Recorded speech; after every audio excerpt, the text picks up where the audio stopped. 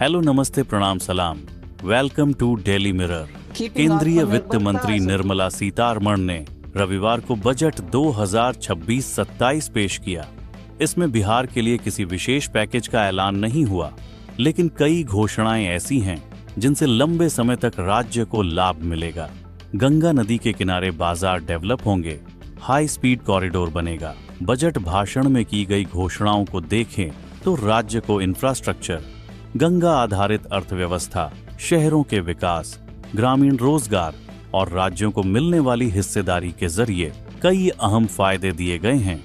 कुल मिलाकर 1,62,142 करोड़ रुपए देने का प्रावधान है। इनमें से 1,51,831 करोड़ रुपए केंद्रीय करों की हिस्सेदारी के रूप में मिलेंगे। बजट में इनलैंड वाटरवे, फ्रीट कॉरिडोर और लॉजिस्टिक्स सुधारों से जुड़ी घोषणाएं की गई हैं। इनका बिहार पर असर पड़ेगा। गंगा नदी के जरिए सस्ता परिवहन मिलने से कृषि उत्पाद, सीमेंट, कोयला और निर्माण सामग्री लाने ले जाने की लागत घटेगी। बजट में गंगा जलमार्ग को बढ़ावा देने के तहत पटना में इनलैंड वाटरवे के लिए शिप रिपेयर इकोसिस्टम स्थापित करने का ऐलान किया गया है। यह कदम गंगा के जरिए माल ढुलाई, यात्री परिवहन और लॉजिस्टिक्स को मजबूत करेगा। बजट में 7 हाई स्पीड रेल कॉरिडोर की घोषणा की गई है, जिनमें वाराणसी सिलीगुड़ी रूट शामिल है। यह रूट बिहार से गुजरेगा।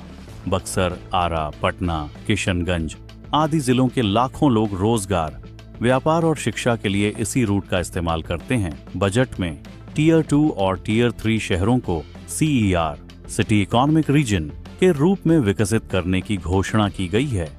पटना, मुजफ्फरपुर, गया समेत बिहार के 8 शहर इस कैटेगरी में आते हैं। हर CER को 5 साल में 5,000 करोड़ रुपए तक की सहायता दी जाएगी। यह मॉडल शहरों को आसपास के ग्रामीण इलाकों से जोड़कर रोजगार और निवेश का क्लस्टर तैयार करने पर आधारित है। 16वें वित्त आयोग की सिफारिशों को लागू करते हुए केंद्र सरकार ने राज्यों को टैक्स का 41% हिस्सा देने का प्रावधान बरकरार रखा है। वित्त वर्ष 2026-27 में बिहार को केंद्र सरकार द्वारा टैक्स के रूप में वसूली गई राशि में से 1,51,000 करोड़ रुपए दिए गए हैं। कुल 1,62,000 करोड़ रुपए देने का प्रावधान है। बजट में वित्त आयोग अनुदान, फाइनेंस कमीशन ग्रांट्स के तहत पंचायतों, नगर निकायों और आपदा प्रबंधन के लिए सीधा फंड देने का प्रावधान किया गया है। बिहार के पंचायतों और नगर निकायों को सीधे केंद्र सरकार से पैसा मिलेगा।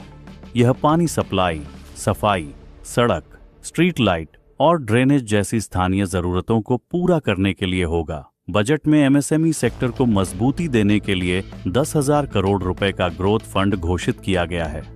साथ ही TREDS प्लेटफॉर्म को अनिवार्य बनाकर छोटे उद्योगों को समय पर भुगतान तय करने की कोशिश की गई है। बजट में ग्रामीण रोजगार, स्किल डेवलपमेंट और प्रोफेशनल सपोर्ट मॉडल को बढ़ावा दिया गया है।